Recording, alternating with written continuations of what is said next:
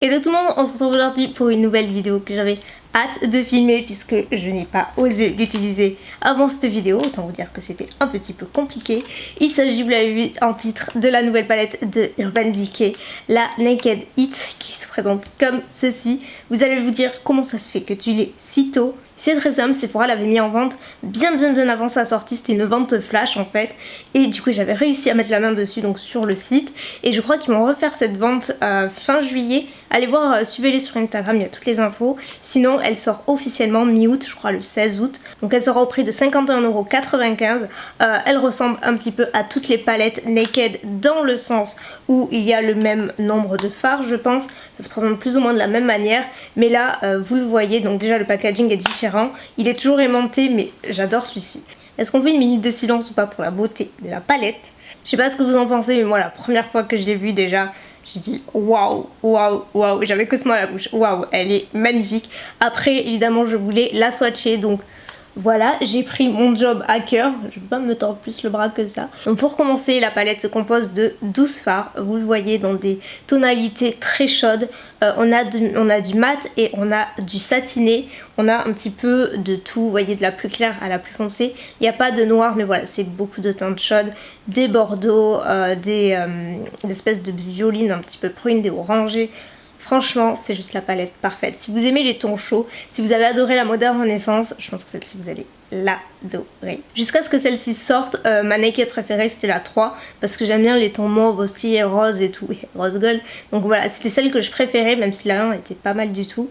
Mais là, définitivement, Urban Decay, ils ont carrément vu juste. Je trouve que c'est une palette qui est sublimissime. Donc certes, il faut aimer les tons chauds, moi ça me dérange pas du tout, je peux maquiller tous les jours avec, ça ne me dérange pas, je trouve ça vraiment très beau, je trouve ça complimente l'iris, et puis de toute façon toutes les couleurs sont faciles à utiliser et j'aime beaucoup le fait qu'il y ait pas mal de mat et pas mal de satiné, ça équilibre assez les choses. Je vais vous montrer le make-up que j'ai fait, si vous voulez le voir, continuez à regarder, et si vous voulez mon avis et les swatchs, c'est juste après. Donc je commence par appliquer cette jolie teinte complètement mate que je trouve absolument parfaite pour dessiner le creux de paupière.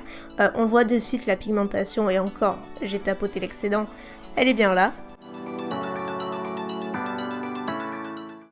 Je passe à une teinte plus foncée, toujours mate, et regardez-moi la pigmentation quoi.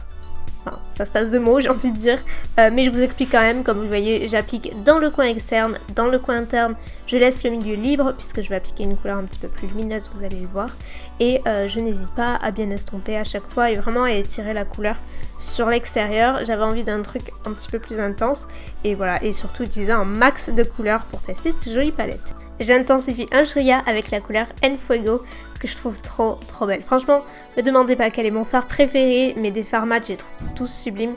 Et cette teinte-là en particulier, je la trouve très belle. Donc vous voyez que je fais un V en fait dans le coin externe. J'estompe, enfin, vous connaissez la chanson.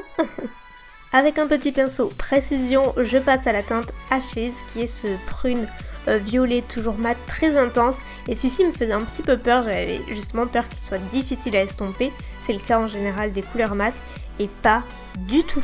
Enfin vous le voyez, j'ai eu aucun souci, la couleur s'est super bien estompée.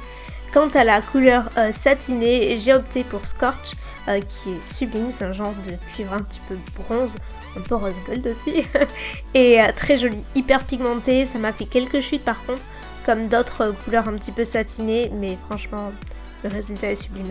Et pour presque terminer, j'applique la couleur Amber qui est la plus foncée et satinée un tout petit peu dans le coin externe. J'avais envie d'assombrir un petit peu et voir ce qu'elle donnait. Et puis il faut dire que j'avais déjà pratiquement tous les fards de la palette sur les yeux, ou presque. Ensuite, en guise de liner, j'ai utilisé la teinte Corrupt de Urban Decay, toujours, qui est cette couleur foncée, j'avais pas envie d'utiliser de liner liquide. Je pense à bien estomper ensuite.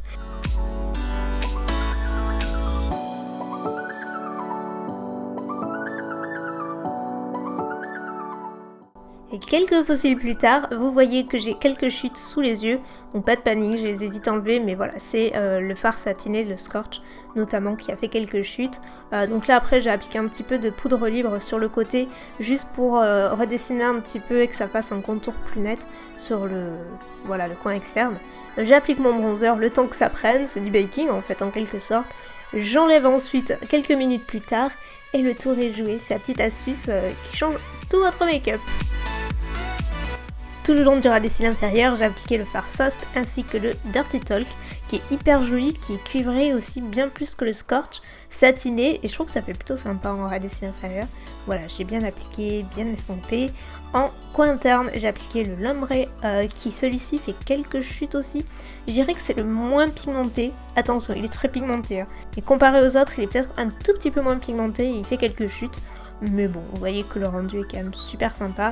Et j'ai rajouté toujours le Amber tout le long du ras des cils inférieur pour avoir un chouïa de rappel un petit peu plus sombre. En point lumière, j'ai appliqué les deux couleurs les plus claires.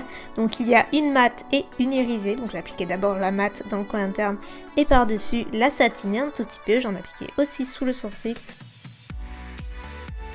C'est vraiment une couleur subtile mais en même temps le satin se voit et je trouve l'effet super joli. Ensuite je passe au reste du teint, donc à savoir le blush, donc j'ai opté pour un mat de chez MAC, voilà un petit pêche classique. Un petit coup d'highlighter, j'ai ressorti celui-ci que je n'avais pas aimé, je vous en avais parlé et finalement avec la Beauty Blender ça va beaucoup mieux, je vous en reparlerai.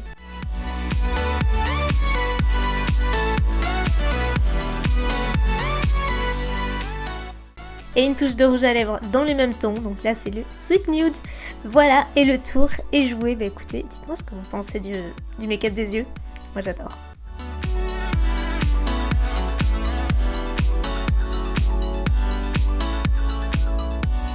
Donc voilà pour le tuto, j'espère que vous aura plu, moi j'ai adoré utiliser cette palette. Donc je vais vous mettre les swatchs juste maintenant. Vous allez voir sur les images, ils sont hyper pigmentés, tous. Il n'y a pas un seul fard qui n'est pas pigmenté, comme ça a pu être le cas dans de précédentes Naked. Là vraiment tous les fards sont pigmentés, que ce soit les mats ou les satinés. Je dirais, vous allez le voir je pense sur les images, qu'il y a quelques fards qui sont satinés, principalement irisés, qui font quelques chutes de la même façon qu'ils le font dans le make-up. J'avais quelques chutes dessous les yeux. C'est principalement pour la teinte Scorched, le L'Ombre et le Amber. Ceux-là ils font quand même pas mal de chutes, mais j'ai envie de dire, si vous êtes familière avec les autres Naked palettes, pour ce genre de fard, c'est vrai que c'est assez habituel entre guillemets, mais c'est tout à fait raisonnable et il y a pire, largement pire.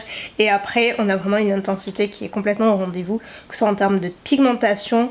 Pour les estompés ils sont très faciles à travailler, très crémeux, enfin on dirait du beurre tout simplement. Donc concernant mon avis, je pense que vous en doutez, je l'adore. Vraiment, bon là c'est à chaud, mais j'ai quand même fait tous les swatchs de la palette, je l'ai utilisé en tuto. J'aime vraiment beaucoup, j'aime toute la palette, j'aime le packaging, j'aime les teintes et j'aime la qualité des produits. Pour moi elle est tout à fait au rendez-vous. Vous allez me dire, est-ce que c'est vraiment une palette qui est nécessaire? Oui, sérieusement évidemment qu'on peut retrouver les mêmes teintes partout ailleurs, mais j'ai envie de dire c'est comme pour tous les produits. Là si vous aimez le maquillage, si vous aimez les belles palettes et si vous aimez ce genre de tonalité avant tout, je pense que c'est vraiment une palette qu'il vous faut, voilà, si elle vous plaît ou si vous voulez vous la faire offrir, je pense que c'est le cadeau parfait. Elle est très très belle, moi je regrette pas du tout, c'est définitivement ma Naked préférée à ce jour. Je sais pas vous, mais moi je dis qu'Urban Decay ils ont fait plutôt du bon boulot. Ça fait longtemps que j'avais pas été aussi excitée par un lancement make-up. Là je trouve que la palette elle est canon. Donc j'ai hâte d'avoir votre avis, qu'est-ce que vous en pensez, est-ce que vous comptez l'acheter, est-ce que vous l'avez acheté en même temps que moi peut-être quand elle est sortie, et voilà juste vos avis, ce que vous en pensez. Sur ce, moi je vous fais de gros bisous, je vous dis à très bientôt pour une nouvelle vidéo. Mouah.